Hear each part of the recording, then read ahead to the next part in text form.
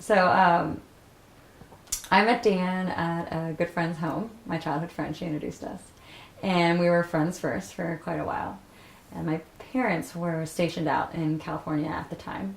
And they had a fabulous backyard. And so we would have barbecues. And Dan, all of our friends would come over, and Dan would be there, and he would hang out with my dad. And he actually became good friends with my dad first. And my dad really liked him. So after that barbecue that Dan hung out with my dad, he ended up asking me out later that week. He asked me on our first date, and he was quite the gentleman, which I loved about him. And he picked me up and took us to a nice dinner. And halfway through dinner, I think, is when I knew that he was the guy for me. So that's how it started. He was very smart. Got in good with my dad first. Dan is very thoughtful.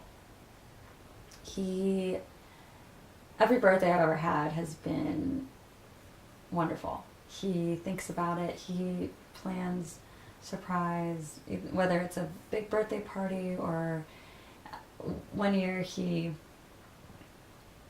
had a friend of a friend of a friend who knew someone that was on Dancing with the Stars. And I loved the show. I voted every week. And Dan came to me about a week before my birthday and said, I have plans. Make sure you wear a cocktail dress and be ready to go out to like a nice dinner. And I thought, okay. We get in the car to go to dinner. 2 hours later, we're in LA. And he said, surprise. And we were there for the show. And it was incredible. And that's every year. My birthday has always been very special. Whether he's stateside or deployed, he always puts so much effort into it, to making it a special day for me. And he takes the time to do something that he knows would be very special to me. He works hard at getting one year he had friends fly in from the East Coast for a surprise party. He's just done wonderful things like that for as long as I've known him. And always very secretive about it, so I never know what's coming, which is great. So, no matter where Dan was in the world, he cares about what's going on at home. He is a planner and logistics and everything you're going to need. So when Dan was in Iraq, and I was stateside, I had a phone. We were on the phone. I was really excited because I was going on this all-girls rock climbing trip, and Dan was really supportive. He asked me all these questions, and it was a great conversation about it. And about an hour and a half after we hung up the phone, someone was at my front door. And I opened the door, and it was one of Dan's buddies who wasn't deployed. And he said, hey, Tara, Dan called. He said you're going on a camping / rock climbing trip, and he's really worried you don't have the right gear, so he sent me out to get it. And here you go. And all the gear was right there. So even from the other side of the world, Dan was looking out for me and making sure that I was properly equipped to go on this trip. And I thought that was incredibly kind and sweet. And also someone that I'd want to be in charge of things, that I'd want to be looking out for me, because he thinks about all those things, all the details. He doesn't just hear about a trip and say that's fun and hang up the phone. He makes sure that I was going to be safe and that I had everything I needed. And I think that's an incredible quality in someone, to look out for other people. Even when they can't be there themselves to do the job, they'll figure out a way to get it done. And that's Dan. Being on the campaign has been an incredible experience, because one of the best parts about campaigning is that I'm with Dan all the time.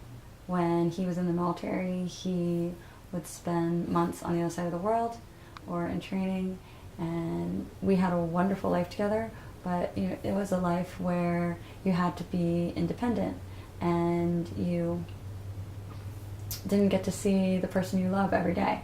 And with campaigning, I see Dan every day, and we go places together, we drive everywhere, we do things together. And there are times when we have to split because there are multiple things at the same time. and that's okay. But the majority of the time, we're on the camping trail together, and I really have loved that. Another thing that's been great is meeting people. The amount of people that we've met because of the campaign, I would never have met these people without going to all these places and having meet and greets and knocking on doors, and that's been one of my favorite things.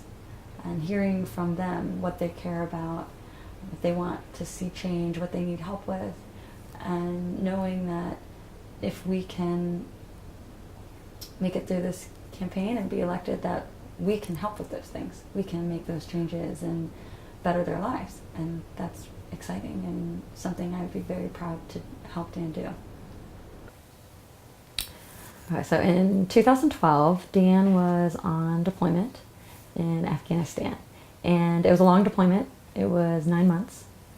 And so at the very end of month 6, going to the beginning of month 7, I received a phone call at 6:10 in the morning. And it was the phone call saying that Dan had been involved in an incident and that he was currently in surgery. And that was, life changed then. I was told that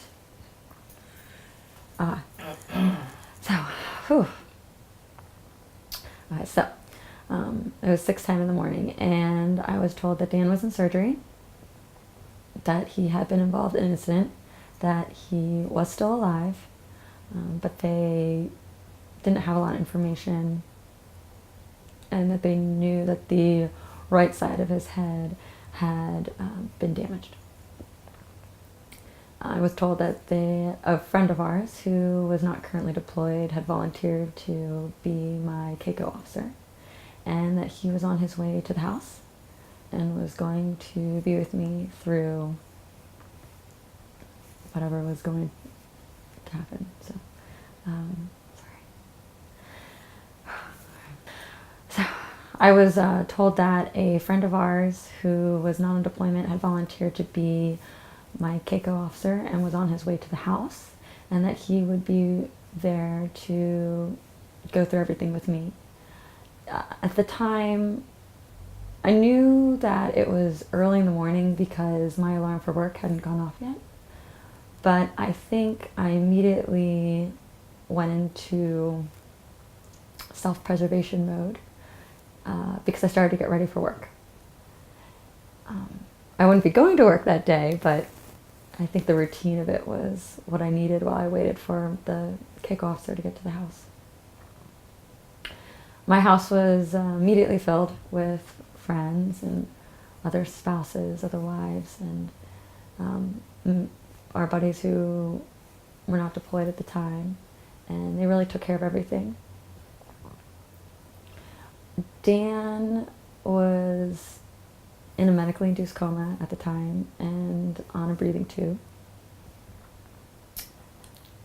And he wasn't stable enough to be flown out of Afghanistan.